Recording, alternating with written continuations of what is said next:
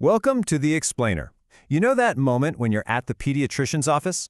The doctor is trying to talk to your kid, but at the same time they're typing away at a computer? Well, today we're breaking down a new AI tool that's designed to fix that exact problem, getting the doctor's eyes off the keyboard and back on the child. Okay, so let's just dive right in. To really get what this technology does, we first have to understand the very specific puzzle it's trying to solve. And it's a puzzle that plays out in thousands of exam rooms every single day. You know, it might look like a simple checkup, right? But a visit to the pediatrician is actually one of the most surprisingly complex encounters in all of medicine. Have you ever really thought about everything that has to happen in that little room in that short amount of time? It's this wild balancing act between medicine, psychology, and, well, data entry, all at once. So what you've got is a pediatrician who is constantly juggling. Think about it. They're having a three-way conversation with a parent who's worried and with a kid who maybe can't even explain what's wrong.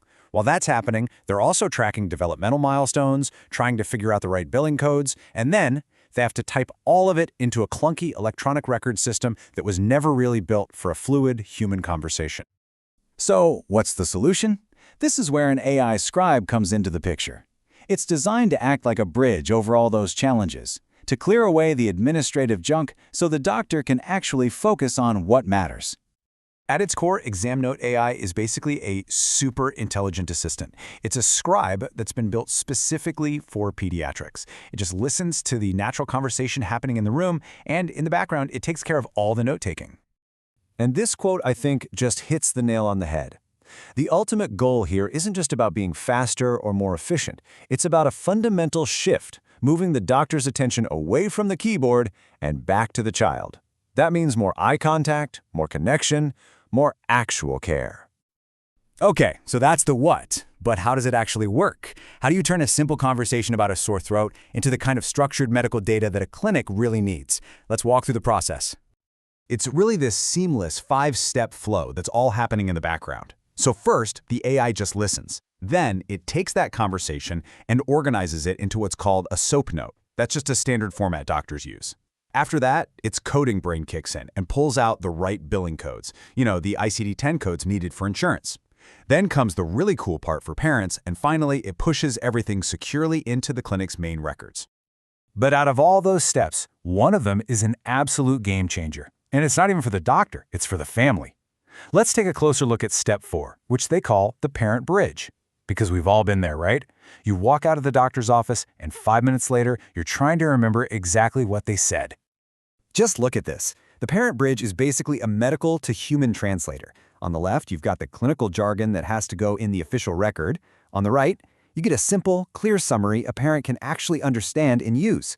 That tiny feature can make a huge difference in clearing up confusion and making sure a kid gets the right care at home. Of course, anytime we talk about AI and personal health information, the big question, the elephant in the room, is always about security and privacy. How is all this sensitive data being protected? This is the big one. It's absolutely critical. The fundamental promise of the entire system is that your private health data is never, ever used to train the AI model. A lot of AIs get smarter by learning from the data they see, but you just can't do that in healthcare. So ExamNote AI was built differently from the ground up. They use a technique called stateless processing. Now that sounds technical, but all it really means is that the AI has no long-term memory. It processes the conversation to create the note, and then it immediately forgets everything about that specific interaction. It doesn't store it, it doesn't retain it. It's a crucial design choice for privacy. So this isn't just a trust us kind of situation. The platform is engineered to meet the absolute strictest data privacy laws in the world. We're talking HIPAA in the US, GDPR in Europe, and so on. That compliance is baked right into its DNA. It's not some afterthought. So, a great question is, who is this for? Can only huge fancy hospital systems use it?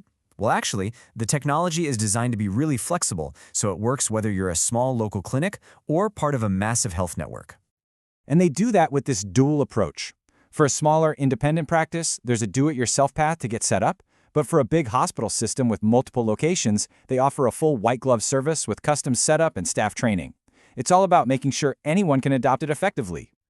But in the end, when you strip away all the tech, all the code, all the compliance standards, the real impact, the whole reason this thing exists, It all boils down to this one simple, powerful shift, moving the doctor's focus from a screen back to the child. It's about bringing the human element back to the center of the visit. And that leaves us with a really fascinating question to think about.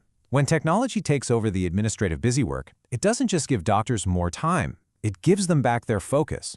It frees up that crucial mental space for better diagnosis, more empathy, and just a higher quality of care. It really could represent a fundamental change in how we practice medicine.